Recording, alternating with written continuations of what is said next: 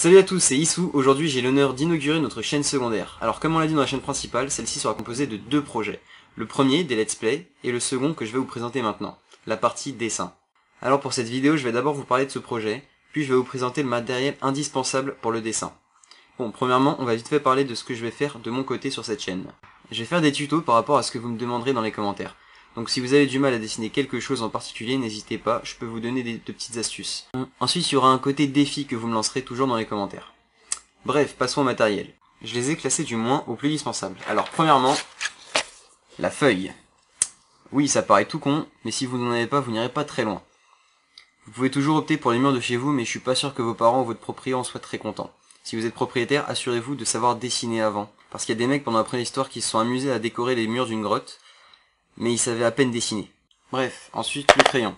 C'est là que les avis divergent. C'était pas très drôle Poncho.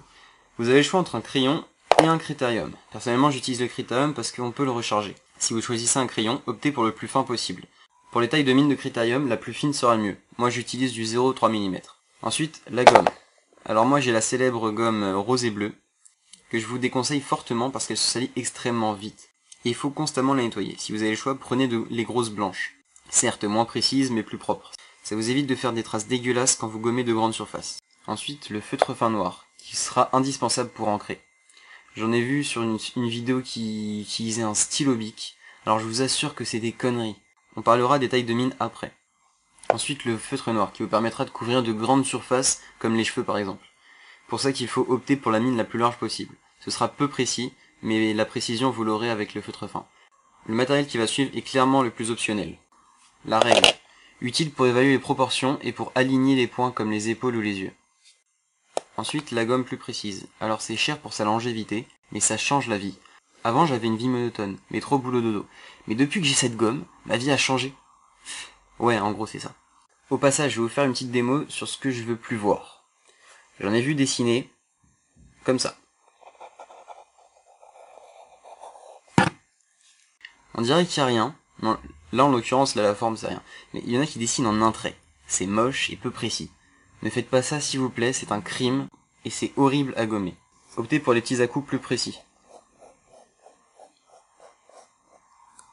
Et ça vous permet de pouvoir tracer votre trait principal précisément.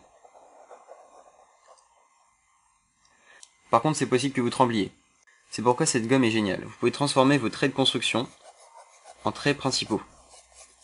En gommant les petits traits qui dépassent quoi. Ensuite les différentes tailles de feutre fin, pour des effets différents. Moi j'utilise un super fin, soit 0,1 mm, et un plus large, soit 0,8 mm. J'utilise le plus large pour les contours ou les peaux apparentes, comme le visage et les bras. Comme vous allez voir sur cet exemple là, en l'occurrence, voici.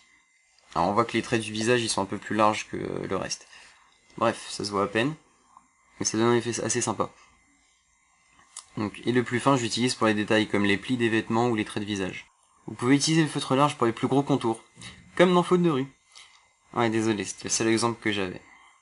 Vous pouvez aussi utiliser une équerre pour les dessins de Minecraft, un compas pour dessiner Koro Sensei, un bol pour y verser du lait et le placer dans le micro-ondes, avant ou après d'y verser quelques cuillères à café de cacao, et... Merde, ça part en couille. Bref, c'est à peu près tout ce dont vous aurez besoin pour les dessins de manga. C'est en tout cas ce que j'utilise. Si cette vidéo vous a plu, venez vous abonner à cette chaîne et à la chaîne principale. Mettez-moi dans les commentaires si vous avez besoin d'un tuto ou si vous me lancez un défi. Sur ce, c'était Issou et je vous dis à la prochaine.